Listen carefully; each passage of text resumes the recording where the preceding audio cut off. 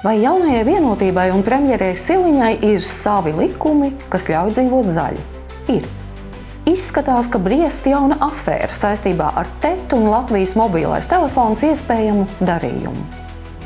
Mūsu frakcija turpina iestāties par PVN samazināšanu un atbalstu pensionāriem.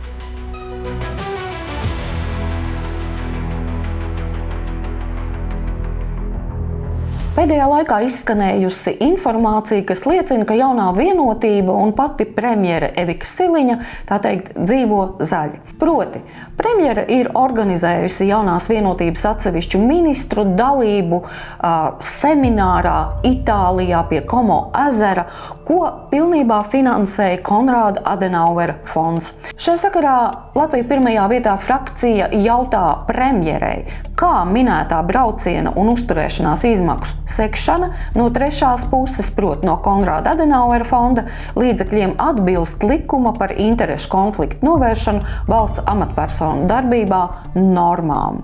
Tātad, vai jaunā Vienotība šādi, seminārā atpūšoties nav pārkāpusi likumu? Un lūk, ko Latvija pirmajā vietā frakcijas vārdā par šo pieprasījumu teica deputāte Maija Armaņeva.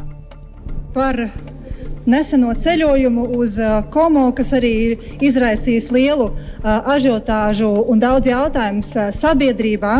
Un ņemot vērā to, ka vairākas pasākumā klātesošās amatpersonas ir publiski atzinušas, ka darba kārtībā ietvertie jautājumi bija pieredzes apmaiņa vēlēšanu drošības stiprināšanā. Es atvainojos, kādā vēlēšanu drošībā, par ko vispār tur ir runa, par kurām vēlēšanu drošībām, vai par tām IT sistēmām, vai par tiem iepirkumiem, vai par tiem cilvēkiem, kuri tagad ir aizturēti un sēž, vai par to jūs runājāt, vai par ko vispār bija šis brauciens un kādēļ tikai tajā devās jaunās Vienotības pārstāvi, tādi ministri, daži deputāti. Līdz ar to es aicinu atbalstīt šo deputātu pieprasījumu, lai mēs un tauta un sabiedrība varētu saņemt uz tiem atbildes. Paldies!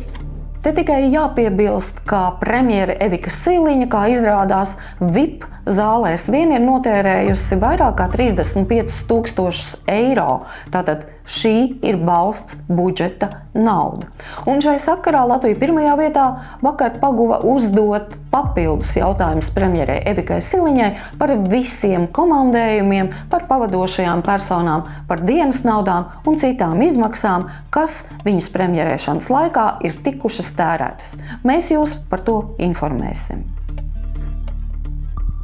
Pēc teju vai neticamās Air Baltica glābšanas, kad ZZS tomēr piekrita 30 miljonu iedalīšanai Air Balticam, ir izskanējusi arī informācija par iespējamu TET un Latvijas mobilā telefona kapitāla daļu iegādes, tā teikt, procesu.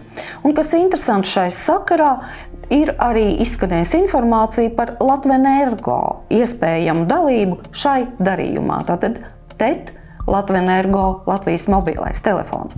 Un tādēļ deputāti no Latvijas pirmajā vietā uzdeva jautājumus Evikai Siliņai, proti, vai tas atbilst patiesībai, ka Latvenergo tiešām piedalīsies darījumā un tādējādi tiks veidots starpnozaru konglomerāts, kas kontrolēs faktiski kritisko infrastruktūru gan enerģētikas, gan telekomunikāciju nozarēs, kas patiesībā varētu tieši atsaukties arī uz patērētājiem. Būsim modri un sekosim tam līdz, mēs jūs informēsim par atbildēm, vai tiešām briest šāda afēra un kā tā varētu izskatīties.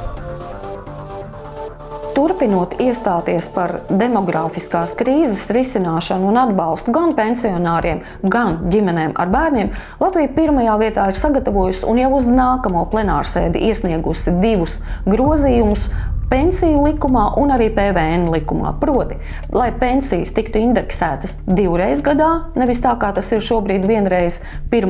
martā un 1. oktobrī, un lai ar PVN samazināto likmi 5% tiktu aplikta bērnu pārtika un viss, kas nepieciešams mazu bērnu higiēnai līdz 3 gadu vecumam. Redzēsim, kā uz šiem priekšlikumiem reaģēs koalīcija. Lūk, ko par šo tēmu saistībā ar bērniem un daudzbērnu ģimenēm teica deputāts Ričards Šlesers.